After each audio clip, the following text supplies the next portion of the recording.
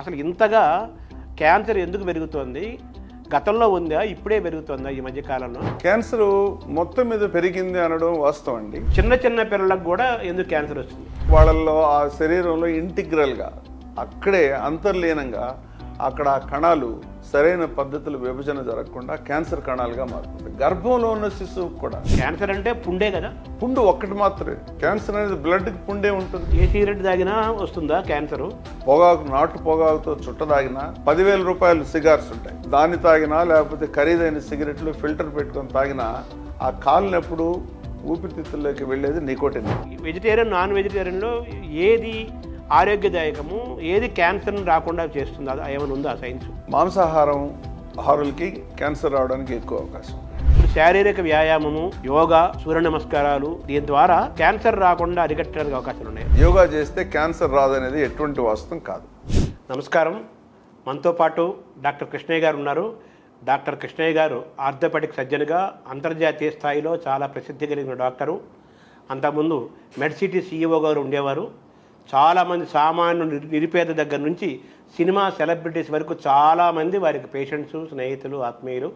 అటువంటి డాక్టర్ కృష్ణయ్య గారు కొన్ని నెలల క్రితమే బసవతారకరాం క్యాన్సర్ ఆసుపత్రికి CEOగా వారు బాధ్యతలు తీసుకున్నారు. ఇప్పుడు మనం బసవతారకరామ క్యాన్సర్ ఆసుపత్రిలో ఉన్నాము. డాక్టర్ కృష్ణయ్య గారిని CEO హోదాలోను డాక్టర్గాను అడిగి ఈ ఆసుపత్రిలో జరిగే సేవలు, క్యాన్సర్ గురించి, నివారణోపాయాల గురించి, చికిత్స గురించి, ఈ విశేషాలన్నీ తెలుసుకునే ప్రయత్నం చేద్దాం. సార్ నమస్కారం. సార్ నమస్కారం. సార్ మీరేమో ఆర్థోపెడిక్ సర్జను, మీ సబ్జెక్ట్ అది. మీరు విదేశాల్లో కూడా చాలా ఏళ్ళు పనిచేశారు, చాలా పెద్ద పెద్ద ఆసుపత్రుల్లో కీలకమైన విభాగాల్లో చేశారు. ఇప్పుడు సరే మెడ్సిటీకి అడ్మినిస్ట్రేటర్గా కూడా CEO కూడా ఉన్నారు. ఇదేం పూర్తిగా క్యాన్సర్ మీ సబ్జెక్టే కాదు. మీ సబ్జెక్టు కాని క్యాన్సర్ ఆంకాలజీ వాళ్ళు కాకుండా మిమ్మల్ని CEO కుర్చీలో కూర్చోబెట్టారు కదా, దీన్ని ఎలా చూస్తున్నారు? మీరు దాన్ని ఏ విధంగా సమన్వయం చేసుకుంటారు? మంచి ప్రశ్న వేస్తారండి. ఇక్కడ CEO అనే వ్యక్తి ముఖ్య కార్యనిర్వహణాధికారి అనేది క్యాన్సర్ ట్రీట్మెంట్లో పూర్తిగా లోతైనటువంటి పరిజ్ఞానం ఉండాల్సిన అవసరం లేదు. ఒక క్యాన్సర్ వైద్యశాలని నిర్వహించడానికి కావలసినటువంటి అనుభవం, కావలసినటువంటి పరిజ్ఞానం ఉంటే చాలా వరకు సరిపోతుంది. ఎందుకంటే ఇక్కడ చేయాల్సిన విషయాలు డాక్టర్ని సమన్వయపరిచి రోగులకి సక్రమమైనటువంటి వైద్యం మనం అనుకున్న రీతిలో జరగడానికి కావాల్సినటువంటి ఏర్పాట్లు, డాక్టర్లకు కావాల్సినటువంటి సదుపాయాలు, పరికరాలు ఇవన్నీ సమకూర్చి ఆ సమన్వయపరిచి దాన్ని సమగ్రమైనటువంటి సరైనటువంటి పద్ధతిలో నిర్వహించే అనుభవం ఉన్నట్లయితే చాలా వరకు సరిపోతుంది. ముఖ్యంగా నేను కూడా వైద్యుడిని కాబట్టి ఈ విభాగం నాకు కొంచెం కొత్త అయినా కూడా క్యాన్సర్ వైద్యం దాన్ని తెలుసుకోవడానికి, పూర్తిగా దాంట్లో మంచి చెడులు గ్రహించడానికి పెద్ద సమయం పట్టలేదు. కాబట్టి ఇవాళ నేను క్యాన్సర్ రోగికి అత్యంత ఆధునికమైనటువంటి వైద్యం ఇవ్వడానికి నాకు అంత పరిజ్ఞానం లేకపోయినా కూడా క్యాన్సర్ రోగికి ఎటువంటి వైద్యం చేయాలి, దాన్ని ఎలా నిర్వహించాలని కావాల్సిన అనుభవాన్ని తెలుసుకోవడానికి ఎక్కువ సమయం పట్టలేదు. మీరు బేసిక్గా డాక్టర్ కాబట్టి క్విక్గా అడాప్ట్ అయ్యారు సబ్జెక్ట్. అవునండి. అదే ఒక డాక్టర్ కాని వ్యక్తి ఇటువంటి స్థానంలో కూర్చుంటే కష్టం అవుతుంది. ఎందుకంటే చాలా సున్నితమైన అంశాలు ఉంటాయి. ఉదాహరణకి క్యాన్సర్ మీద ఆపరేషన్ చేసే డాక్టరు కొన్ని పరికరాలు కావాలనో, కొన్ని విషయాలు కావాలన్నప్పుడు దాని ప్రాముఖ్యతను గుర్తించాలంటే యాజ్ అ సర్జన్గా నాకు తెలుసు. ఆపరేషన్ థియేటర్ ఇలా నిర్వహించాలంటే దాంట్లో నాకు తెలుసు. ఒక వైద్యుడు కాని వ్యక్తి దాన్ని అంత సులభంగా అవగాహన చేసుకోలేదు. ఎందుకంటే ఇది హైలీ టెక్నికల్ సబ్జెక్ట్. అంటే మీరు మెడ్సిటీ CEOగా చేశారు, అంతకుముందు విదేశాల్లో కూడా డాక్టర్గా చేశారు. అంటే అది డాక్టర్ అండ్ CEO అనుభవం రెండు కంబైన్డ్గా ఇక్కడ మీకు ఉపయోగపడుతుంది. అవును, వాస్తవం. అయితే ఇప్పుడు క్యాన్సర్ గురించి మనం మాట్లాడుకోవాలి. ప్రధానంగా ఆసుపత్రి, క్యాన్సర్ హాస్పిటల్ ఫేమస్ కాబట్టి బసవతారక క్యాన్సర్ ఆసుపత్రి. ఇప్పుడు బోన్ క్యాన్సర్ కూడా పెరుగుతోంది, చాలా వస్తుంది కదా. మీ సబ్జెక్ట్ బోన్స్, మీ సబ్జెక్టే కదా. సో ఈ బోన్ క్యాన్సర్ సబ్జెక్ట్లో మీ యొక్క వైద్యపరంగా మీ సేవలు ఏమైనా అందుతున్నాయా?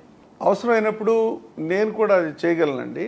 అయితే మా దగ్గర మంచి వైద్యులు ఉన్నారు. ఆ బోన్ క్యాన్సర్కి కేవలం బోన్ క్యాన్సర్ ట్రీట్మెంట్ మాత్రమే చేసే వైద్యులు ఉన్నారు ఇక్కడ. నేను ఒక ఆర్థోపెడిక్ వైద్యుడిగా క్యాన్సర్ కూడా ఒక భాగమే, కానీ క్యాన్సర్ మీద అత్యంత ఆధునికమైనటువంటి ఉన్నతమైనటువంటి పరిజ్ఞానం నాకు లేదు. ఆంకాలజీ దాంట్లో ఒక స్పెషల్ డివిజన్ అది. కాకపోతే గతంలో ఒక యావరేజ్ ఆర్థోపెడిక్ సర్జన్ కూడా అప్పుడప్పుడు క్యాన్సర్కి సంబంధించినటువంటి వైద్యం, ముఖ్యంగా ఆపరేషన్లు చేయడానికి కావాల్సిన పరిజ్ఞానం ఉంటుంది. ఇంతవరకు నా అవసరం ఇక్కడ రాలేదు. కానీ మీరు అడిగారు కాబట్టి చెప్తున్నాను, సుమారు 15 సంవత్సరాల క్రితం నేను ఇక్కడ బోన్ క్యాన్సర్కి సంబంధించిన పేషెంట్కి ఇక్కడికి వచ్చి వైద్యం చేశాను. మీకు పూర్వ బంధం ఉంది ఇక్కడ ఉంది. అప్పుడు ఒక పేషెంట్కి ఇక్కడ cancer doctor, surgical oncologist operation చేయాల్సి వచ్చినప్పుడు బోన్ క్యాన్సర్ కూడా ఉంది కాబట్టి నన్ను పిలిపించారు. అప్పుడు ఆర్థోపెడిక్ పార్ట్ వరకు నేను చేసి ఆ భాగాన్ని పూర్తిగా తొలగించి అందులో కృత్రిమైన భాగం పెట్టాను.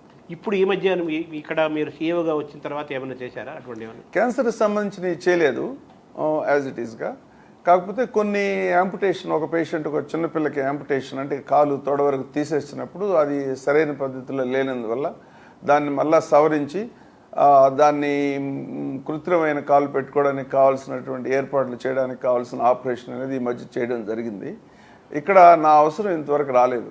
తర్వాత సార్, మనం క్యాన్సర్ అనేది ఒకప్పుడు నిన్న మొన్నటి వరకు ఒక 30-40 ఏళ్ల క్రితం సుమారు వరకు కూడా 30 ఏళ్ల క్రితం కూడా ఎవరికో చాలా చాలా రేరుగా ఆ మాట వినేవాళ్ళం. ఎవరో 1,00,000 మందికో 10 లక్షల మందికో 1 కోటి మందికో క్యాన్సర్ వచ్చిందంటే అమ్మో క్యాన్సర్ అనే ఒక ప్రత్యేకంగా అనుకునేవాడు. దాన్ని రాసపుండు ఏదో అనేవాడు తెలుగు పాతకాలంలో. ఇప్పుడు క్యాన్సర్ అనేది ఆయన వెళ్ళిపోయాడంటే మామూలు మొన్నటిదాకా హార్ట్ అటాక్ వెళ్ళిపోయారనో ఏదో వెళ్ళిపోయారని అనుకునేవాడు. ఇప్పుడు అలాగే క్యాన్సర్తో వెళ్ళిపోయారనే మాట ఎక్కువ వినపడుతుంది. చాలామంది చివరి దశలోనూ రకరకాల రూపాల్లో క్యాన్సర్తో వెళ్ళిపోతున్నారు అన్నమాట బాగా వింటున్నాము. క్యాన్సర్ పేషెంట్లు పెరుగుతున్నారు, క్యాన్సర్ యొక్క ఆసుపత్రులు పెరుగుతున్నాయి, ఈ ఆంకాలజీ స్పెషలైజేషన్ పెరిగిపోతుంది. అసలు ఇంతగా క్యాన్సర్ ఎందుకు పెరుగుతోంది? గతంలో ఉందా, ఇప్పుడే పెరుగుతుందా ఈ మధ్యకాలంలో? దానికి కారణం ఏంటి?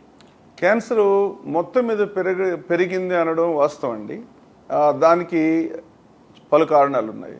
ముఖ్యంగా జీవనశైలిలో మార్పు, ఆహారపు అలవాట్లలో మార్పు, ముఖ్యంగా మద్యపానం, ధూమపానం, కొన్ని కృత్రిమంగా చేసినటువంటి అడిటివ్స్ ఉంటాయి. ఆహారం నిల్వ కోసం కానీ అది ఆకర్షణీయమైనటువంటి రంగుల్లో ఉండడం కోసం రకరకాలుగా చేస్తూ ఉంటారు.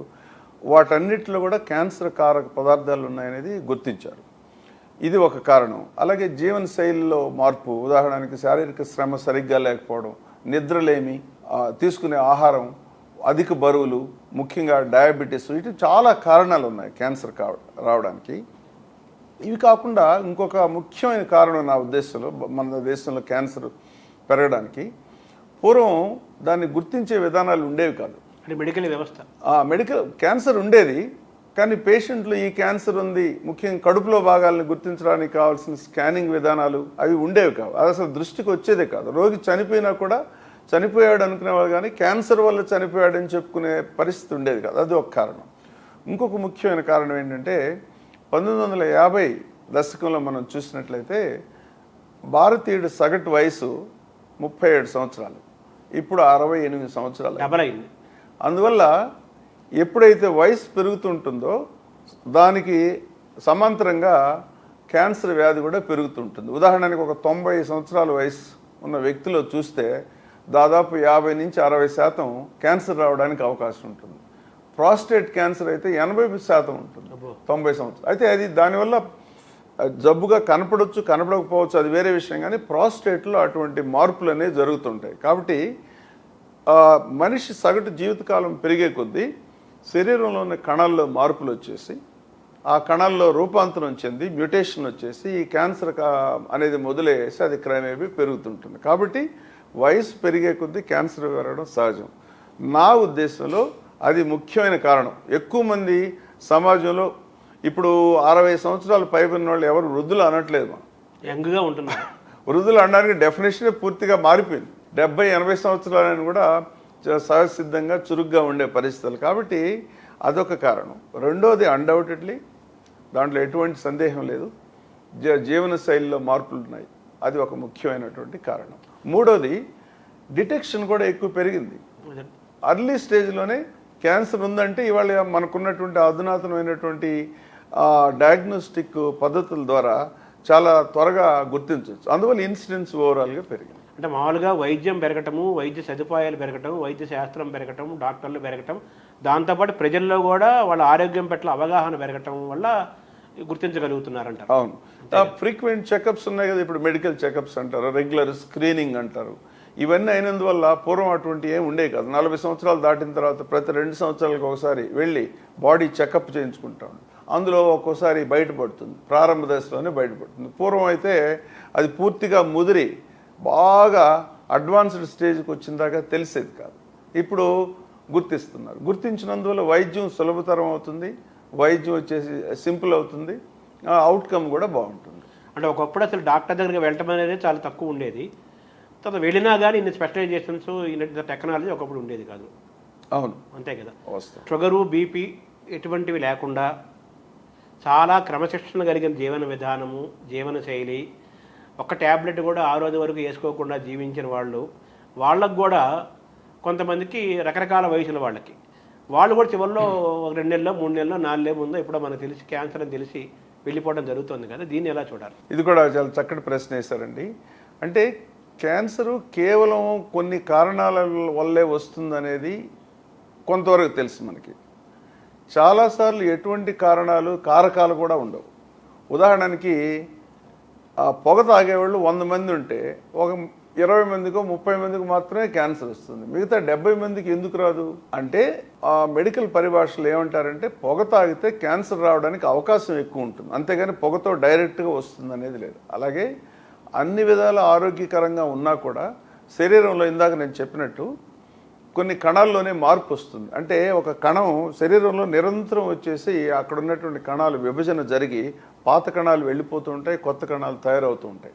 ఆ ప్రక్రియలో కొన్ని వందల వేల సార్లు, లక్షల సార్లు కూడా జరుగుతుంటాయి. అలాగా అదే కణం 2గా విడిపోతుంది, 2 మళ్ళీ 4గా విడిపోతుంది, కొన్ని వెళ్ళిపోతాయి, కొన్ని ముందుకు వెళుతూ ఉంటాయి. ఆ విభజన భాగంలో మ్యూటేషన్స్ జరుగుతాయి. ఎక్కడో చిన్న లోపం, ఆ చిన్న లోపం వల్ల ఆ కణం సరైన పద్ధతిలో వెళ్లకుండా క్యాన్సర్ ఉంటుంది, కణంగా మారుతుంది. దానికి ఎంత ఆధునికమైన వైద్యం, ఎంత ఖరీదైన వైద్యం అయినా కూడా దాన్ని పూర్తిగా నివారించలేదు. అదే స్టేజ్ 1 అంటే అక్కడే ఉంటుంది. అప్పుడు అక్కడికి వెళ్ళి ఈ శస్త్రచికిత్స ద్వారా ఆ భాగాన్ని మాత్రం తీసేయగలిగితే పూర్తిగా నివారణకు కూడా అవకాశం ఉంది. ఇప్పుడు మీరు అన్నారు కదా, ఇందాక 2 మాటలు అన్నారు. గతంలో మన ఇండియన్ యావరేజ్గా వాడు బతికే కాలం 30 ఏళ్ళు పెడితే ఇప్పుడు 60 దాటిపోయింది. 67 ఎంత ఉంది, 67, 68 ఉంది ఇండియన్ యావరేజ్ ఉంది. అంటే ఇప్పుడు ఈ 60 ఏళ్ళ వాళ్ళు 60 ఏళ్ళ కనిపించట్లేదు, ఇప్పుడు 40 ఏళ్ళ వాళ్ళ కనిపిస్తున్నారు, 80 ఏళ్ళ వాళ్ళు 60 ఏళ్ళ కనిపిస్తున్నారు. అయితే నేను అడగాలనుకున్న ప్రశ్న ఏంటంటే, వయసు పెరిగే కొద్దీ 30 నుంచి మన యొక్క మనిషి జీవించే ఇది పెరుగుతూ వస్తుంది. 30, 40, 50, ఇప్పుడు 67, 68కి ఇండియన్ యావరేజ్ మనుషులు బతికే వచ్చింది. 80, 90 వయసు పెరిగే కొద్దీ క్యాన్సర్ పెరుగుతుంటుంది అన్నారు. బాగుంది. చిన్న చిన్న పిల్లలకు కూడా ఎందుకు క్యాన్సర్ వస్తుంది? ఇది దానికి ఇంతకు ముందే నేను చెప్పాను. వాళ్ళల్లో ఆ శరీరంలో ఇంటిగ్రల్గా అక్కడే అంతర్లీనంగా అక్కడ కణాలు సరైన పద్ధతులు విభజన జరగకుండా క్యాన్సర్ కణాలుగా మారిపోతాయి. గర్భంలో ఉన్న శిశువుకు కూడా వచ్చి, అంటే చాలా అరుదైంది అనుకోండి, ఆ గర్భంలో ఉన్న శిశువు అభివృద్ధి చెందుతున్నప్పుడే ఆ కణాలు అలా గ్రోత్ వచ్చేసి పెరుగుదల వచ్చి సరైన పద్ధతిలో వెళ్లకుండా ఈ క్యాన్సర్ రూపంలో వెళ్ళడానికి కొన్ని కారణాలు ఉన్నాయి. జనరలైజ్ చేసి చెప్పుకోవడానికి ఏంటంటే వయసు పెరిగే కొద్దీ పెరుగుతూ ఉంటుంది. దానికి కూడా ఇదే కారణం. వయసు పెరిగే కొద్దీ శరీరంలో ఉన్నటువంటి కణాలు దాని నిజ స్వరూపమును అలాగే ఉండకుండా రూపాంతరం చెందుతాయి. ఆ రూపాంతరం చెందినప్పుడు సహజంగానే ఇలా ట్యూమర్స్ అంటే కణితుల్లాగా మారి క్యాన్సర్ కణాలు కణితుల్లాగా మారడానికి అవకాశం ఎక్కువ ఉంది. దాంతో ఇదే కారణం అన్నమాట చిన్నపిల్లల్లో రావడానికి. అలాగే బ్లడ్ కూడా, బ్లడ్ క్యాన్సర్ చాలా విని ఉంటారు. చాలాసార్లు సినిమాల్లో కామనెస్ట్ కాదు క్విక్ డెత్ అంటే బ్లడ్ క్యాన్సర్. బ్లడ్ క్యాన్సర్ని చాలా ఈజీ అన్నమాట. ఒక మనిషిని చంపేయాలనుకుంటే బ్లడ్ క్యాన్సర్ వచ్చిందని చూపెట్టవచ్చు. సో ఈ బ్లడ్ క్యాన్సర్ కూడా ఎందుకనంటే శరీరంలో రక్త కణాలు వేగంగా మల్టిప్లై అవుతూ ఉంటాయి. కొద్ది రోజులు ఉండి తర్వాత వెళ్ళిపోయి కొత్త కణాలు వస్తూ ఉంటాయి. అంటే నిరంతరం కొత్త కణాలు ఏర్పడుతుంటాయి, పాత కణాలు. క్యాన్సర్ అంటే పుండే కదా, పుండు ఒక్కటి మాత్రమే. క్యాన్సర్ అనేది బ్లడ్కి పుండే ఉంటుంది. అవును. బయట శరీరంలో బయట కనిపించేదానికి ఉదాహరణకు రొమ్ము క్యాన్సర్ అనుకోండి, రొమ్ము లోపల భాగంలో క్యాన్సర్ కణితిలాగా ఏర్పడి అది ట్రీట్మెంట్ లేకపోతే క్రమేపీ పెరిగి ఆ చర్మాన్ని అంతా తొలిచేసి పుండులాగా ఏర్పడుతుంది. అలాగే కొన్ని చర్మానికి సంబంధించిన క్యాన్సర్లో అప్పుడు పుండులాగా అనిపిస్తాయి. మీరు చెప్పినటువంటి రాచపుండు అనేది పూర్వం లోపల జరిగే క్యాన్సర్లు తెలిసేవి కాదు. ఇది ఒక నా సమాధానం. అప్పుడు లోపల క్యాన్సర్ ఉంటుందనే తెలిసేది కాదు. బయట ఈ పుండులు మామూలుగా మానలేదు కాబట్టి రాచపుండు మానలేదు. ఎందుకు? పూర్వం ఏం చేసేవాళ్ళు, క్షురకుల చేత దాన్ని తీయించేవాళ్ళు. ఆ క్యాన్సర్ని కట్ చేసి తీసేవాళ్ళు బార్బర్స్. ఆ చేసినప్పుడు మామూలు పుండు అయితే పోయి మారిపోయేది, కానీ క్యాన్సర్ పుండు మళ్ళా వచ్చేది. అందుకని రాచపుండు, అందుకని రుణ శత్రుశేషాలను ఉంచకూడదు అని కూడా అదొక సామెత కూడా వచ్చింది. రుణాన్ని శేషం ఉన్నదనుకోండి అది క్రమేపీ మళ్ళీ పూర్వం స్థితికి వస్తుంది అనేది దానికి ఉదాహరణ. ఎందుకంటే క్యాన్సర్ అనేది తీసేసినా పోదు. మన తెలుగు రాష్ట్రాలు ఇప్పుడు మన ఆంధ్రప్రదేశ్ 2 భాగాలు విడిపోయింది కాబట్టి తెలుగు రాష్ట్రాలు అనుకుందాం, ఆంధ్రప్రదేశ్ తెలంగాణ. ఈ తెలుగు రాష్ట్రాల్లో అధికారికంగా ఇప్పుడు ఎంతమంది క్యాన్సర్ పేషెంట్లు ఉంటారు మీకున్న సమాచారం నివేదిక ప్రకారం? ఇది చెప్పడం కష్టం అండి. ఎందుకంటే మనకి అన్ని చోట్ల ఈ ఉన్న రికార్డ్ అంతా క్రోడీకరించి మొత్తం ఒక సెంట్రలైజ్ చేస్తే తప్ప చెప్పలేము. అదే పాశ్చాత్య దేశాల్లో ఉదాహరణకి ఆస్ట్రేలియా తీసుకున్నారనుకోండి, ఆస్ట్రేలియాలో ఆ సంవత్సరంలో ఎంతమంది క్యాన్సర్ వచ్చింది, ఏ క్యాన్సర్లు ఎంతమందికి వచ్చాయని నిర్దిష్టంగా చెప్తారు. దాన్ని క్యాన్సర్ రిజిస్ట్రీ అంటారు. మన దేశంలో కూడా ఇప్పుడిప్పుడే మొదలైంది.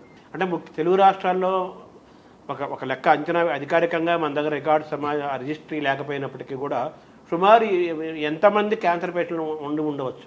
నా ఉద్దేశం కొన్ని లక్షలండి, కొన్ని లక్షల్లో ఉంటారు. నేను దానికి ఖచ్చితమైనటువంటి సమాధానం చెప్పలేను. క్యాన్సర్ అనేది చాలా చాలా వైడ్ అన్నమాట.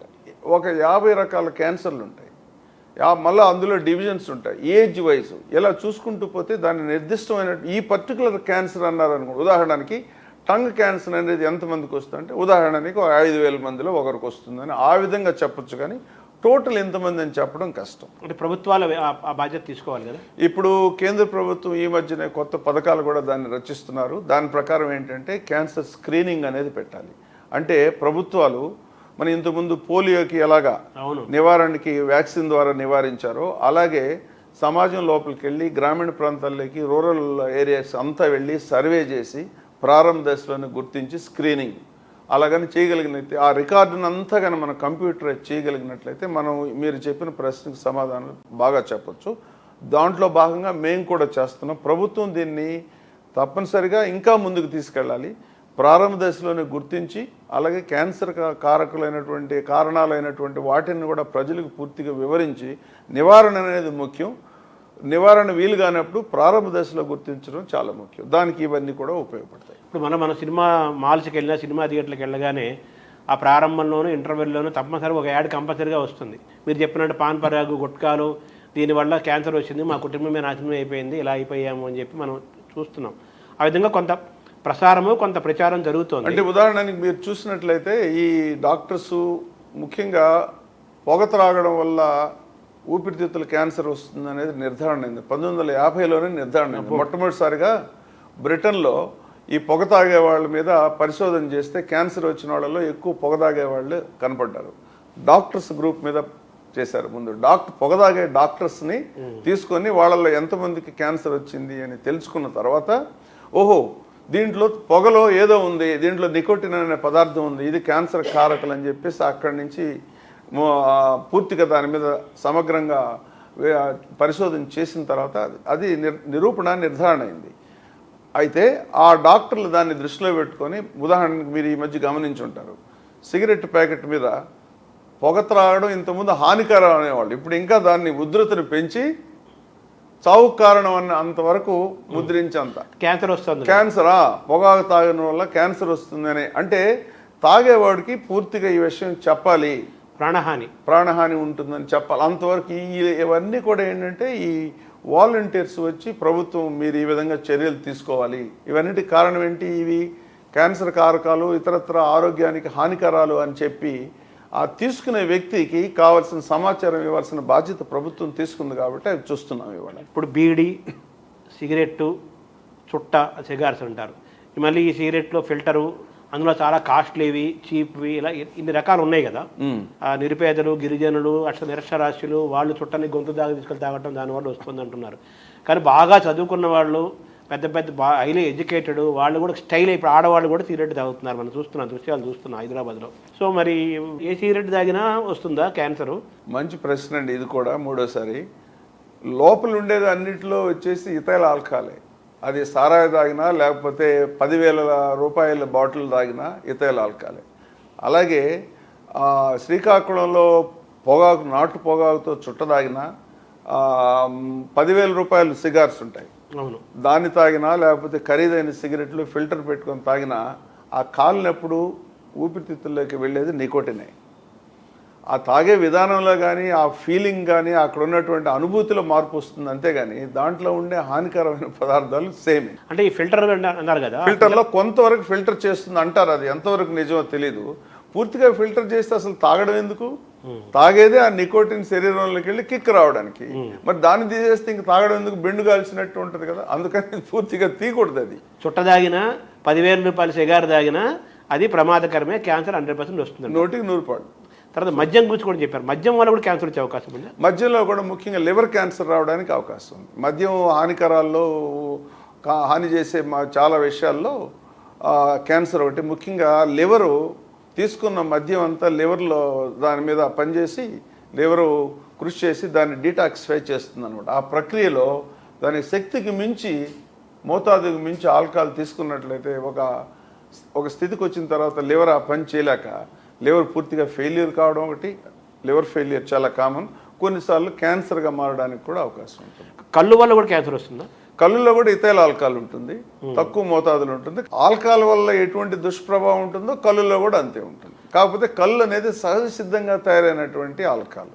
చెట్లో అది పులిసి అక్కడ ఉన్నట్టు ఏదైనా సరే సింపుల్గా చెప్పాలంటే ఏ కార్బోహైడ్రేట్ తీసుకున్నా అది షుగర్గా మారుద్ది. ఈ షుగర్ని ఫర్మెంట్ చేసినప్పుడు దాంట్లో ఈస్ట్ కలుపుతారు. ఈస్ట్ అనే బ్యాక్టీరియాని కలిపినప్పుడు ఈస్ట్ ఏం చేస్తుందంటే షుగర్ని ఆల్కహాల్ కింద మారుస్తుంది. అందుకని కొన్నిసార్లు సహజ సిద్ధంగా ఫ్రూట్స్ కూడా అలాగే ఉండి పులిసిపోయి ఆల్కహాల్ కింద మారుతాయి. సార్, ఇప్పుడు వైన్ ఆరోగ్యానికి చాలా మంచిది అని కూడా ఈ మధ్య చాలా బాగా చెబుతున్నారు, అది ఎంతవరకు కరెక్ట్? వైన్ మంచిది, విస్కీ చెడ్డది అన్నట్టు ఏం లేదండి. వైన్లో రెడ్ వైన్ మంచిదని ఒక వాదం ఉంది.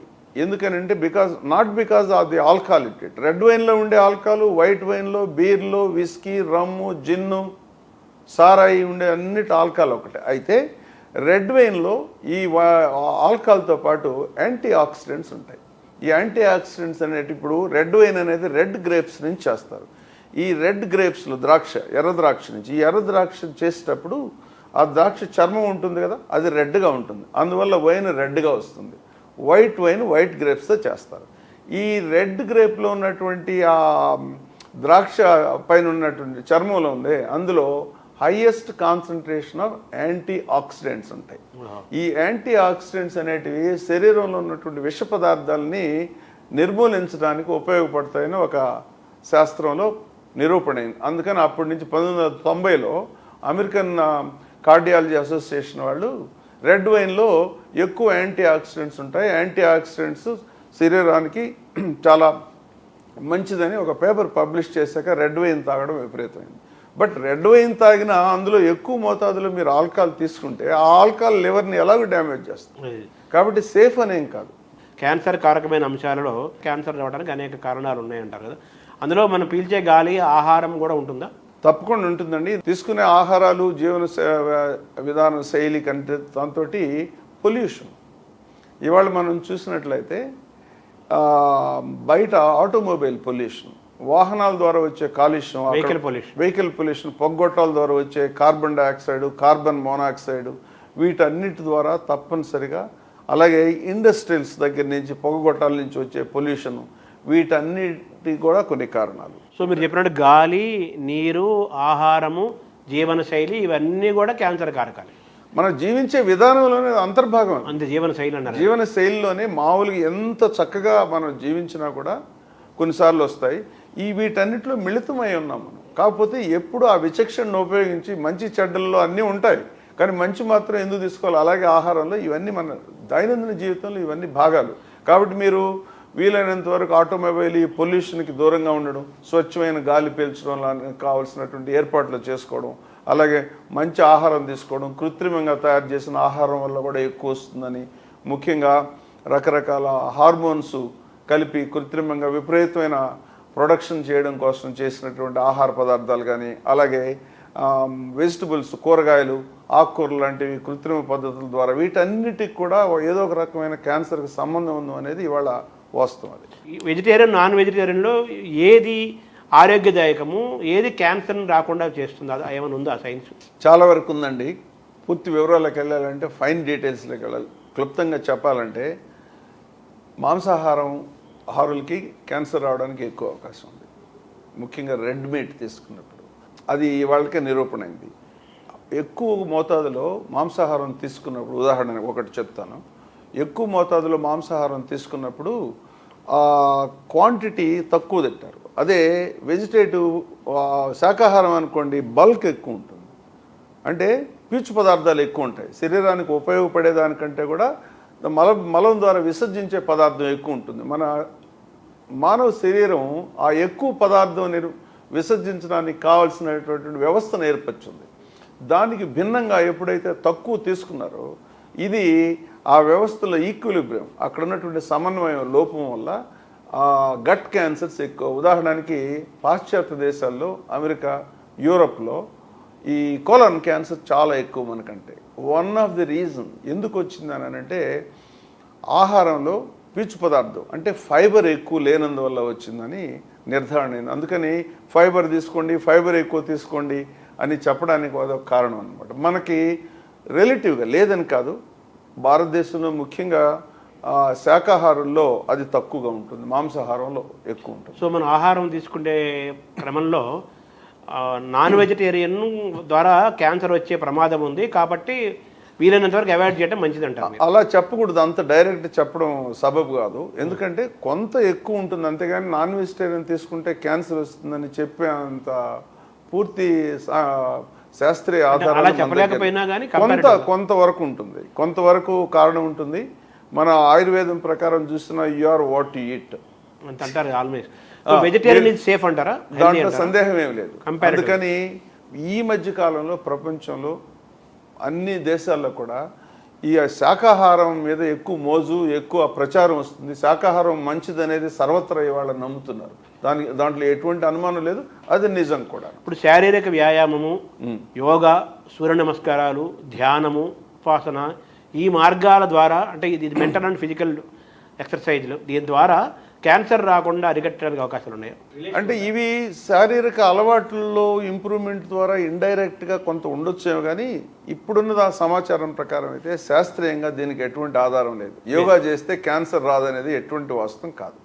అలాగే శారీరక వ్యాయామాలు, శ్రమలు, ఆహారపు అలవాట్లు తీసుకుంటే ఆరోగ్యం మెరుగ్గా ఉంటుంది అనడంలో ఎటువంటి సందేహం లేదు.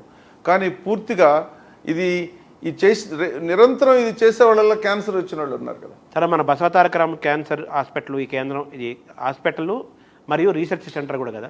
ఇందులోకి వస్తే మీకు మామూలుగా సంవత్సరానికి ఎంతమంది పేషెంట్లు వస్తుంటారు? ఇక్కడ రావటం ఎక్కువ మంది ఈ హాస్పిటల్లో ఎంచుకుంటున్నారా? మన తెలుగు వాళ్ళు ముఖ్యంగా, మిగతా రాష్ట్రాల నుంచి వస్తున్నట్టుంది. ఇక్కడ జరిగే సేవలు ఏంటి? ఇక్కడ రావడం వల్ల క్యాన్సర్కి పేషెంట్లకు వచ్చే లాభం ఏంటి? వాళ్ళు ఏ విధంగా క్యూర్ అయ్యి బయటకు వెళ్తున్నారు? ఎంతమంది మరణం దాకా వెళ్లకుండా మామూలుగా ఆరోగ్యంతో బయటకు వెళ్తున్నారు? మాకు పోయిన సంవత్సరం దాదాపు 80,000 మంది మా హాస్పిటల్కి వచ్చారండి అవుట్ పేషెంట్ ద్వారా. అలాగే ప్రతి సంవత్సరం సుమారు 8,000 మందికి ఆపరేషన్ చేస్తాం, క్యాన్సర్కి సంబంధించిన ఆపరేషన్లు. వీళ్ళందరూ రకరకాల స్టేజ్ల్లో వస్తూ ఉంటారు. ప్రాథమిక స్టేజ్లో కనుక వస్తే అద్భుతమైనటువంటి వైద్యం, నివారణ, అంటే ఇంక దాన్ని పూర్తిగా రాకుండా ఇంక రాదు అని చెప్పే పరిస్థితి కూడా వస్తుంది. కొన్నిటిని అదుపులో పెట్టవచ్చు, కొన్ని పూర్తిగా నయం చేయొచ్చు, కొన్నిటిని చేయలేము, ఇలా ఉంటుంది. అయితే ఈ హాస్పిటల్ ఎందుకు ఉభయ తెలుగు రాష్ట్రాల్లో బాగా ప్రాచుర్యం పొందిందంటే, ఇది లాభాపేక్షలు అనేటువంటి హాస్పిటల్, ట్రస్ట్. ఇక్కడ వచ్చినటువంటి డబ్బుని ఎవరు తీసుకెళ్లరు. అందువల్ల పేషెంట్కి ఏది అవసరమో అంతవరకు మాత్రమే చేస్తారు. ఎక్కువ చేసి ఎక్కువ సంపాదన అనే ధోరణి ఈ హాస్పిటల్కి లేదు. అలాగే అత్యంత ఆధునికమైనటువంటి వైద్యం అతి తక్కువ ధరలో అందించే వ్యవస్థ ఉన్నది ఇక్కడ. అలాగే ఆరోగ్యశ్రీలో వచ్చిన, తక్కువ డబ్బు కట్టగలిగే స్థితిలో వచ్చినా, కొంతమంది ఏమి కట్టలేకపోయినా, ఆరోగ్యశ్రీ లేకపోయినా కూడా ఏదో ఒక రూపంలో రకరకాల డొనేషన్స్ ద్వారా ఉన్నటువంటి వ్యవస్థని ఇక్కడే కాస్త కోస్త మిగిలిన డబ్బు ద్వారా వాళ్ళందరికీ కూడా వైద్యం చేస్తాం. డాక్టర్లందరూ కూడా లాభాపేక్ష లేకుండా చూస్తారు. ఎందుకంటే డాక్టర్స్ ఎవరు కూడా ప్రైవేట్ ప్రాక్టీషనర్స్ కాదు. ఇక్కడ వాళ్ళు నెలసరి జీతం తీసుకొని చేసేవాళ్ళు కాబట్టి ఎక్కువ మందులు రాసినంత మాత్రాన వాళ్ళకి ఏమి రాదు. కాబట్టి ఈ వ్యవస్థ అనేది చాలా సాధారణంగా స్వచ్ఛంగా ఉన్నటువంటి వ్యవస్థ. అందరూ కూడా నిబద్ధతతో పనిచేస్తారు కాబట్టి ఇక్కడికి వస్తారు. ఇంకోటి, మాకు కొత్త ఎక్విప్మెంట్ అవి కావాలంటే మేము దాతలు కొన్నిసార్లు ఇస్తూ ఉంటారు. ఆ దాతల ద్వారా స్వీకరించి ఎప్పటికప్పుడు మా దగ్గర ఉన్నటువంటి పరికరాలని ఆధునీకరించుకోవడం, కొత్త కొత్తవి కొనుక్కోవడం, ఆ విధంగా ఇక్కడ లభించే వైద్యం ఏ కార్పొరేట్ హాస్పిటల్కి కూడా తీసుకోని రీతిలో ఉంది. అత్యంత ఆధునికమైనటువంటి వైద్యాన్ని అతి తక్కువ ఖర్చుతో అందించాలనేదే మా హాస్పిటల్ యొక్క వ్యవస్థాగత మొదట ఉన్నటువంటి ప్రమోటర్స్ అందరూ కూడా వాళ్ళ ధ్యేయం అది. ఆ ధ్యేయం ప్రకారం ఇవాళ కూడా నడుస్తూ ఉంటాం. ఇక్కడికి వచ్చే పేషెంట్, క్యాన్సర్ పేషెంట్లు ఆరోగ్యం కుదుటపడి మామూలుగా మనుషులుగా జీవించిన వాళ్ళు, ఆరోగ్యాన్ని కుదుటపడి వెళ్ళిన వాళ్ళు, క్యాన్సర్ నయం చేసుకుని వెళ్ళి వాళ్ళు ఎంత పర్సెంట్ ఉంటారు? 80,000 చాలా మంది ఉంటారండి. ఈ 80,000 మందిలో చాలా క్యాన్సర్స్ పూర్తిగా క్యూరబుల్ ఉంటాయి. ఉదాహరణకి క్యాన్సర్ సర్వైవల్ డే అని అప్పుడప్పుడు పెట్టి, ముఖ్యంగా అతి క్లిష్టమైన క్యాన్సర్ వ్యాధి నయమైన వాళ్ళంతా తీసుకొచ్చి అందరికీ భరోసా కల్పించడానికి వాళ్ళందరికీ చేత చెప్పిస్తుంటారు ప్రతి సంవత్సరం కూడా క్యాన్సర్ సర్వైవల్ డే అని. అలాగే కొన్ని ముఖ్యంగా రొమ్ము క్యాన్సర్ సంబంధించి ప్రారంభ దశలో వస్తే దాన్ని ఆ ట్యూమర్ని పూర్తిగా తీసేసి తర్వాత మందుల ద్వారా దాన్ని పూర్తిగా నయం చేసే పరిస్థితులు చాలా ఉన్నాయి ఇక్కడ. ఇప్పుడు నేను చెప్పేది ఏంటంటే, ఇవాళ క్యాన్సర్కి అత్యంత ఆధునికమైన వైద్యం అందుబాటులో ఉంది, కానీ ప్రాథమిక దశలో గుర్తించాలి. ఈ ప్రాథమిక దశలో గుర్తించాలనంటే అందరికి కూడా దాని గురించి అవగాహన ఉండాలి. కాబట్టి మా హాస్పిటల్ ఇంకొక ముఖ్యమైన అంశం ఏంటంటే, ఈ క్యాన్సర్ని గురించి అవగాహన కల్పించడం, క్యాన్సర్ రాకుండా నివారణకు కావాల్సినటువంటి అన్ని సమాచారం ఇవ్వడం, అలాగే క్యాన్సరు ఒకవేళ వచ్చినట్లయితే దాన్ని ప్రారంభ దశలో గుర్తించడానికి ఎటువంటి పరీక్షలు చేసుకోవాలి, ఎప్పుడు డాక్టర్ దగ్గరికి వెళ్ళాలి అనే దాని మీద అవగాహన కల్పించడం అనేది మాకు రోగికి వైద్యం చేయడం ఎంత ముఖ్యమో దానికి సమాంతరంగా మేము చూసి బాగా గ్రామీణ ప్రాంతాల్లోకి వెళ్ళి డోర్ స్టెప్ దగ్గరికి వెళ్ళి దీనంతా ప్రచారం చేసి మాకున్నటువంటి 2 మొబైల్ వ్యాన్స్ ద్వారా మా సిబ్బంది అంతా అక్కడికే వెళ్ళి గ్రామాలకు వెళ్ళి స్క్రీనింగ్ చేసి వాళ్ళకి కావాల్సినటువంటి పద్ధతులన్నీ బోధిస్తుంటారు. ఎవరైనా క్యాన్సర్ పేషెంట్ అక్కడ గుర్తిస్తే వాళ్ళని మళ్ళీ మా హాస్పిటల్కి తీసుకొచ్చి ఇక్కడ ట్రీట్మెంట్ ఇస్తాం. ఈ వ్యాన్లో అత్యంత ఆధునికమైనటువంటి మ్యామోగ్రఫీ, ఎక్స్రే, అల్ట్రాసౌండ్ ఇవన్నీ కూడా అక్కడే ఉంటుంది. అందులో 2 వ్యాన్లు కూడా 2 దాతలు ఇచ్చారు. దాదాపు గడిచిన 15 సంవత్సరాల్లో 2,50,000 మందికి ఇలా స్క్రీనింగ్ చేసి వాళ్ళకి మేలు కల్పించారు. అంటే సంవత్సరానికి 80,000 మంది మన హాస్పిటల్కి ఎవ్రీ ఇయర్ యావరేజ్గా ఈ మధ్య పెరుగుతుంది కదా, వస్తుంటే ఎంతమంది మరణాల సంఖ్య ఎంత పర్సెంటేజ్ ఉంది?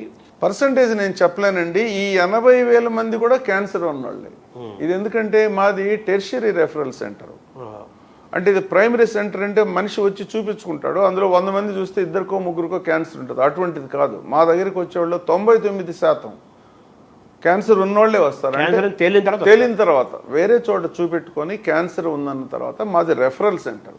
సో కాబట్టి వన్స్ ఇన్ వైల్ ఎప్పుడో చాలా అరుదుగా వేరే చోట క్యాన్సర్ అనుకున్నా కూడా మా వాళ్ళు మళ్ళీ పరీక్ష చేసి ఇది క్యాన్సర్ కాదు అని కొన్నిసార్లు నిర్ధారణ చేస్తూ ఉంటారు. అది 1% అనుకోవచ్చు. 99% ఈ 72,000 మందిలో 99% క్యాన్సర్ ఉన్నవాళ్ళే. అంటే ఇతను మరణాలు తక్కువ ఉంటాయా ఎలా అది అడుగుతున్నారు? అది స్టేజ్ని బట్టి ఉంటుందండి. అందుకనే ఆ మరణాలు తప్పనిసరిగా చాలా మంది చనిపోతూ ఉంటారు, మా హాస్పిటల్లోనే చనిపోతూ ఉంటారు. అంటే లాస్ట్ స్టేజ్లో వచ్చారు. అయితే చనిపోతుందని డాక్టర్కి తెలుసు, రోగికి తెలుసు, రోగికి కుటుంబ సభ్యులకు తెలుసు, అయినా కూడా వైద్యం చేస్తాం. ఎందుకంటే ఆ మిగిలిన రోజుల్లో కూడా సాంత్వన కలగడానికి, రోగికి ఉపశమనం కలగడానికి, బాధను నివారించడానికి, అక్కడ దాని ద్వారా క్యాన్సర్ ద్వారా వచ్చేటువంటి దుష్ప్రభావం, ఉదాహరణకి వామిటింగ్స్, కాన్స్టిపేషను, బ్లీడింగు, నొప్పి ఇవన్నీ వస్తూ ఉంటాయి. దీన్ని తగ్గించడానికి పాలియేటివ్ కేర్ అని ఒక ప్రత్యేకమైనటువంటి వార్డు మా దగ్గర ఉంది, డిపార్ట్మెంట్ ఉంది. ఆ డిపార్ట్మెంట్లో ఉన్నటువంటి డాక్టర్లు ఇటువంటి రోగులకు మాత్రమే వైద్యం చేస్తారు. అంటే మిగతా డిపార్ట్మెంట్లు ఇది వ్యాధి నయం కాదు, పేషెంట్ ఎక్కువ రోజులు బ్రతకడు అని నిర్ధారించిన తర్వాత పాలియేటివ్ కేర్కి పంపిస్తారు. ఈ పాలియేటివ్ కేర్లో వాళ్ళు రకరకాల చికిత్సా విధానాల ద్వారా ఆ రోగికి సాంత్వన చేకూరుస్తారు. అలాగే వాళ్ళకి కావాల్సినటువంటి మానసిక స్వాంతన పేషెంట్కి కానీ రోగి యొక్క బంధువులను కూడా ఓదార్చాల్సినటువంటి అవసరం ఉంది. కాబట్టి దానికి కావాల్సిన సైకాలజిస్టులు, సోషల్ వర్కర్స్ అందరూ కూడా కలిపి ఒక బృందంలాగా వీళ్ళకి వైద్యం అందించే సదుపాయం ఉంది. అంటే వీళ్ళు గ్యారంటీ చనిపోతారు అని కొన్ని రోజుల్లోనే నెలల్లోనే వెళ్ళిపోతారు అనుకున్న వాళ్ళకి పాలియేటివ్ కేర్ ద్వారా వాళ్ళకి ఎటువంటి కష్టము మానసికంగాను శారీరకంగా ఎటువంటి కష్టం లేకుండా సుఖంగా వాళ్ళ ప్రాణం పోయే వాతావరణాన్ని ఇక్కడ మీకు ఉంటుంది. ఆ చివరి రోజుల్లో చివరి రోజుల్లో బాధతోటి నిరంతరం సఫర్ కాకుండా ఉండడానికి కావాల్సినటువంటి చికిత్సా విధానాన్ని పాలియేటివ్ కేర్ అంటారు. చాలా అద్భుతమైనటువంటి విధానం, ఆధునిక విధానం కదా. ఇది ఖరీదైందా లేకపోతే అందరికి అందుబాటులో ఉంటుందా? ఇది అందరికీ అందుబాటులో ఉంటుందండి. కొన్నిసార్లు ఫ్రీగా కూడా చేస్తాం. మా దగ్గర కొంతమంది పేషెంట్స్ వచ్చి క్యాన్సర్ చివరి స్థితికి వచ్చింది, ఎండ్ ఆఫ్ ది రోడ్ వచ్చేసింది, అయినా కూడా విపరీతమైన నొప్పులు ఉంటాయి, బాధ భరించలేకుండా ఉంటారు. వాళ్ళ కోసం ఒక ఫండ్ కూడా క్రియేట్ చేస్తాం. ఇప్పుడు మామూలుగా క్యాన్సర్ అనగానే క్యాన్సర్ వచ్చిందంటే గ్యారెంటీగా వీళ్ళు పోతారు, చచ్చిపోతారు అనే వాస్తవం కాదు. నిన్న మొన్నటి దాకా ఉండేది, ఇప్పుడు అది అవసరం లేదంటారా? అస్సలు అవసరం లేదు. ఇప్పుడు క్యాన్సర్ అనేది తప్పనిసరిగా క్యూరబుల్ ఫస్ట్ సెంటర్. అయితే దానికి చాలా కండిషన్స్ ఉంటాయి. కండిషన్స్ అప్లై అంటారే, అంటే ఏ స్టేజ్లో ఉంది, ఏ ఆర్గాన్ క్యాన్సరు, ఆ క్యాన్సర్లో ఒకే ఆర్గాన్లో రకరకాలు ఉంటాయి. ఉదాహరణకు థైరాయిడ్లో తీసుకుంటే థైరాయిడ్లో ఒక స్టేజ్లోనే 4 రకాల క్యాన్సర్స్ ఉంటాయి. ఒక క్యాన్సరు చాలా మృదువైందని చెప్పొచ్చు, అంటే అదేం పెద్ద హార్మ్ఫుల్ కాదు, పేరు క్యాన్సరే కానీ గంగిగోవు లాంటి క్యాన్సర్ అది.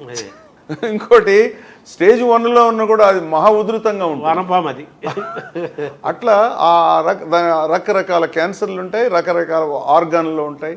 ఇప్పుడు బ్రెయిన్లో క్యాన్సర్ అనుకోండి, దాన్ని ఆపరేషన్ చేసి వెంటనే తీసేయలేరు, ఎందుకంటే బ్రెయిన్ టిష్యూని తీసేయలేరు. అట్లా దానికి అంత సింపుల్గా చెప్పండి అటువంటి పరిష్కారం లేదు. మన బసవతారక క్యాన్సర్ ఈ కేంద్రం ద్వారా క్యాన్సర్ రాకుండా ఉండటానికి, ఒకవేళ క్యాన్సర్ వస్తుందా రాదా తెలుసుకోవటానికి, వివిధ దశలు తెలుసుకోవడానికి, వీటన్నిటికీ మీరు ఏమన్నా ఒక ప్రసారము ఏదన్నా చేస్తున్నారా? ప్రచారం మేము వైద్యాన్ని గురించి ప్రచారం మేము చేసుకోండి, అది మా పాలసీ. కాకపోతే క్యాన్సర్ నివారణకి ఇందాక నేను చెప్పినట్టు క్యాన్సర్ నివారణకి మార్గాలు, క్యాన్సర్ స్క్రీనింగ్కి మార్గాలు అన్నీ కూడా మా కార్యకర్తలు, మా సిబ్బంది 2 రాష్ట్రాలని మొత్తం అక్కడికే వెళ్ళి అక్కడికి ప్రచారం చేస్తారు. అలాగే మా వెబ్సైట్లోకి వెళ్ళి చూసినా కూడా త్వరలో దాన్ని ఇంకా ఎక్కువ చేస్తాం. వెబ్సైట్లోకి వెళ్ళినా కూడా ఏ క్యాన్సర్ కారకులు ఏంటి, తర్వాత ఏ విధంగా, ఉదాహరణకి ఒక స్త్రీ అనుకోండి రొమ్ము క్యాన్సర్ రోజు తనకై తను పరీక్ష చేసుకుంటే ఏదైనా చిన్న కణితి తెలిసిందనుకోండి, బిగినింగ్లోనే ప్రారంభ దశలోనే వెళ్ళి డాక్టర్ చూపించుకోగలిగితే అది పూర్తిగా నయమవుతుంది. దాన్ని గుర్తించడం ఎలాగా, ఇటువంటి విధానాలన్నీ కూడా చెప్పాలని ఆకాంక్ష, అవేర్నెస్ని. కాబట్టి త్వరలో దీన్ని చాలా ఇంకా బాగా విశాలంగా తీసుకెళ్ళి cancer prevention and cancer screening అనేది ఒక పెద్ద డిపార్ట్మెంట్ని క్రియేట్ చేయాలని నా కోరిక. త్వరలో దాన్ని చేస్తాం. తీసుకెళ్ళి మొత్తం క్యాన్సర్ రహిత కాకపోయినా కూడా క్యాన్సర్కి కావాల్సినటువంటి సమాచారంలో లోపం లేదు అన్నట్టు చేయాలనేది మా కోరిక. అంటే ప్రపంచంలో క్యాన్సర్ అన్ని దేశాల్లో పెరుగుతోంది. The best advanced cancer hospitals అంటే ది నెంబర్ 1 ఏది? ఈ హాస్పిటల్ ఏ స్టేజ్లో ఉంది, ఏ స్థాయిలో ఉంది? నెంబర్ 1 ప్రపంచంలో ఎండి ఆండర్సన్ అని అమెరికాలో హ్యూస్టన్ నగరంలో ఉంది. అద్భుతమైంది. ఎంత అద్భుతమైందంటే చాలా ఉన్నాయి వాళ్ళ స్టాటిస్టిక్స్. ఉదాహరణకి పోయిన సంవత్సరం 60 కొత్త క్యాన్సర్ డ్రగ్స్ కనుక్కుంటే 30 వాళ్ళ హాస్పిటల్లోనే కనుక్కున్నారు. పోతే బసవతారక హాస్పిటల్ అనేది భారతదేశంలో 2-3 స్థానాల్లోనే ఉన్నాం. కొన్ని విషయాల్లో నెంబర్ 1గా కూడా ఉన్నాం. భారతదేశంలో నీతి ఆయోగ్ అనేది ఒక ప్రతిష్టాత్మకమైనటువంటి సంస్థ. మాది బెస్ట్ ట్రస్ట్ క్యాన్సర్ హాస్పిటల్ అని మమ్మల్ని సర్టిఫై చేశారు. నీతి ఆయోగ్ అంటే పూర్వ రూపంలో ప్లానింగ్ కమిషన్. అలాగే కొన్ని సంస్థలు సర్వే చేసి, ఉదాహరణకి హెడ్ అండ్ నెక్ క్యాన్సర్ ట్రీట్మెంట్లో మాది నెంబర్ 1, అలాగే పీడియాట్రిక్ దాంట్లో నెంబర్ 2, అలాగే బోన్ మ్యారో ట్రాన్స్ప్లాంట్స్లో దక్షిణ భారతదేశంలో 1-2 స్థానాల్లోనే ఉన్నాం.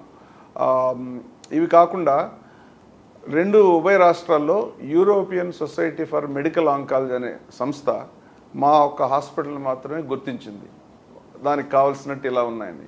ఇంకోటి ఇండియన్ క్యాన్సర్ సొసైటీ మా ఒక్క హాస్పిటల్ని గుర్తించి ఆర్థిక సహాయం కావాలంటే మా ఒక్క హాస్పిటల్కి మాత్రమే ఇస్తుంది, మిగతా ఏ హాస్పిటల్కి ఇవ్వదు. సర్టిఫైడ్ అనమాట. ఇట్లా చాలా మైలురాళ్ళే సాధించాము. సుమారు 100 పడకలతోటి 20 సంవత్సరాల నుంచి మొదలుపెట్టి ఇవాళ 650 పడకల స్థితికి ఎదిగాము. అలాగే మీకు తెలిసే ఉంటుంది, ఉభయ తెలుగు రాష్ట్రాల్లోనే కాకుండా చుట్టుపక్కల రాష్ట్రాల్లో కూడా క్యాన్సర్ అని అంటే మొదట గుర్తొచ్చేది బసవతారకం హాస్పిటల్. ముఖ్యంగా పేదలు, దిగువ మధ్య తరగతి చెందిన వాళ్ళందరూ కూడా ఇక్కడికి వెళ్తే సరైన వైద్యం తక్కువ ఖర్చుతోటి దొరుకుతుంది అనేటువంటి ఒక భరోసా కల్పించి విశ్వాసం కలిగింది. అంటే భారతదేశంలో క్యాన్సర్ ఇన్స్టిట్యూట్స్ అందామా హాస్పిటల్లో కేంద్రాల్లో కొన్నిట్లో 1వ స్థానంలో, కొన్నిట్లో 2వ స్థానంలో, కొన్ని 3వ స్థానంలో ఈ ఆసుపత్రి అన్ని కలిపి అన్ని విషయాల్లో కూడా దాదాపు టాప్ 5లో ఉన్నామండి. మా కోరిక ఏంటంటే వచ్చే 5 సంవత్సరాల్లో అన్నిట్లో నంబర్ 1గా ఉండాలనే దానికి కావాల్సినటువంటి మార్గాలన్నీ వేస్తున్నాం. ఇందాక మీరు ప్రపంచంలో నెంబర్ 1 దాకా హాస్పిటల్ చెప్పారు కదా, ప్రపంచంలో ఈ హాస్పిటల్ ఎక్కడ ఉంది? అంటే ఇప్పుడు రేటింగ్ ప్రపంచంలో కొన్ని విషయాల్లో మేము గుర్తించదగిన స్థానంలో ఉన్నాము. అంటే టాప్ 10 లోపలనే. అంటే ఏ విషయాల్లో అన్న బట్టి ఉంటుంది అనమాట. ఇప్పుడు ఒక దానికి రేటింగ్ ఇవ్వాలని అంటే రేటింగ్ ఏజెన్సీ కొన్ని విషయాలు తీసుకుంటుంది. Number of patients, parameters, A type of operations చేస్తున్నారు, అక్కడ ఉన్నటువంటి వైద్యులు ఎలా ఉన్నారు, ఎటువంటి రీసెర్చ్ జరుగుతుంది, ఎటువంటి కార్యక్రమాలు జరుగుతాయి, వీటన్నిటిని బట్టి రేటింగ్ నిర్ణయిస్తారు. ఏదేమైతేనే గ్లోబల్ స్టాండర్డ్స్ త్వరలోనే ఇప్పుడు ముఖ్యంగా నేను ఇక్కడ రావడానికి కూడా ఏంటంటే నా కోరిక ఏంటంటే వచ్చే 5 సంవత్సరాల్లోనే 5-10 సంవత్సరాల్లో ప్రపంచ స్థాయిలో మనం కూడా టాప్ 10లో మనం కూడా ఒకరుగా ఉండాలి. బసవతారకం క్యాన్సర్ ఇన్స్టిట్యూట్ అనేది మా బోర్డు మెంబర్స్ కానీ మా చైర్మన్ బాలకృష్ణ గారు వీళ్ళందరి కోరిక కూడా అంత ఉన్నతమైన స్థితికి తీసుకెళ్లాలని మా అభిలాష. దాన్ని తప్పనిసరిగా సాధించి తీరుతాం. ఇక్కడ పనిచేసే డాక్టర్లు కానీ మీరు కానీ స్థాపించిన వాళ్ళు కానీ దీన్ని ఏదో డబ్బులు చేసుకునేదనో లేకపోతే వేరే మిగతా వైద్యశాల కాకుండా ఒక చారిటీ తోటి ఒక మానవతా దృక్పథంతో అన్ని రకాల వాళ్ళకి, చిన్నవాళ్ళకి, పేదవాళ్ళకి, మధ్యతరగతి వాళ్ళకి అందుబాటులో ఉండేటట్టుగా ఇక్కడ చికిత్స జరుగుతుంది అంటున్నారు కదా. అలాగే దీంతో పాటు సమానంగా రీసెర్చ్ జరుగుతోంది. చాలా టెక్నాలజీ కూడా మోస్ట్ అడ్వాన్స్డ్ టెక్నాలజీ ఉంది. భారతదేశంలో 1-2-3లో ఉన్నారు, ప్రపంచంలో కూడా పోటీ పడే పరిస్థితులు ఉన్నారు కదా. ఇవన్నీ కావాలంటే డబ్బులు కావాలి, నిధులు కావాలి. మరి ఆ నిధులు ఎక్కడి నుంచి తెస్తున్నారు? తప్పకుండానండి. ఒక మంచి కార్యక్రమం అనేది మనం పూనుకున్నట్లయితే నిధులు తప్పనిసరిగా వస్తుందనేది నా ప్రగాఢమైన విశ్వాసం అండి. ఇప్పటికే గొప్ప గొప్ప కార్యక్రమాలు చేస్తున్నాం కాబట్టి చాలామంది దాతలు ముందుకొచ్చి మాకు చేయూతనిస్తున్నారు. భవిష్యత్తులో ఇంకా ఈ డొనేషన్స్, ఫిలాంథ్రఫీ ఇవన్నీ బాగా వచ్చి మాకు చేయూతను ఇవ్వగలిగినట్లయితే, ప్రభుత్వం కానీ చేయూతనగా ఇవ్వగలిగితే ఇంకా ముందుకెళ్తాం. ప్రస్తుతానికైతే ఎక్కడ ఎటువంటి లోపం లేకుండా ఎవరికి తీసిపోని విధంగా అత్యంత ఆధునికమైనటువంటి చికిత్సను మేము అందించగలుగుతాం. అంటే గతంలో 100ల్లో ఉన్న పడకలు ఇప్పుడు వేలల్లోకి పెరిగింది కదా. ఈ సముదాయం, ఈ ప్లేస్ సరిపోతుందా? సరిపోదు. దీన్ని మనం ఎక్స్పాండ్ చేయాలనే ప్లాన్స్ ఉన్నాయి. అలాగే త్వరలో విజయవాడలో కూడా ఒక నూతనమైనటువంటి హాస్పిటల్ని నిర్మాణం చేసి అక్కడ ఉన్నటువంటి వాళ్ళకి ఇంత దూరం ప్రయాణం చేయాల్సిన అవసరం లేకుండా అక్కడే వైద్యాన్ని అందించాలని కోరిక కూడా, ఆలోచన కూడా మా బోర్డు మెంబర్స్, చైర్మన్ గారు దాన్ని చాలా సునిశ్చితంగా పరిశీలిస్తున్నారు. దాన్ని కావాలని అందరి కోరిక. త్వరలో అమరావతిలో ఉంటుందా? అమరావతిలోనే ఉంటుందని. అమరావతిలో ప్రస్తుతానికి ప్రభుత్వం మాకు కొంత స్థలం ఇచ్చింది. అక్కడ హాస్పిటల్ నిర్మించాలనే దానికి మేము ప్రస్తుతం ఆ ఏర్పాట్లో. ఈ స్థాయిలో ఉంటుంది అక్కడ కూడా? ఇంతకంటే ఎక్కువ స్థాయిలో అక్కడ నిర్మించబోయే ఆసుపత్రి ప్రపంచ స్థాయిలో ఉంటుంది. అది ఎప్పటికీ సిద్ధమవుతున్నారు? అంటే ఇప్పుడు మొదలు పెడితే 2-3 సంవత్సరాల్లోనే ప్రారంభం అవుతుంది. అలాగే దాన్ని ఒక దశల వారీగా దాన్ని నిర్మాణం చేసి ప్రపంచ స్థాయి ఆసుపత్రి చేయాలనేది మా కోరిక. మీరు నాకు ఎప్పటి నుంచో తెలుసు, మామూలుగా మీరు చాలా ఎథిక్స్ ఉన్న వ్యక్తి, తర్వాత వైద్యం ద్వారా డబ్బులు సంపాదించాలి అనే ఉద్దేశం ఉన్న వ్యక్తులు కాదు. మీరు ఒక హ్యూమన్ టచ్తో ఉంటారు. ఒకరికి ఇవ్వటమే కానీ మీకు తీసుకోవడం తెలియదు, అది కూడా నాకు తెలుసు.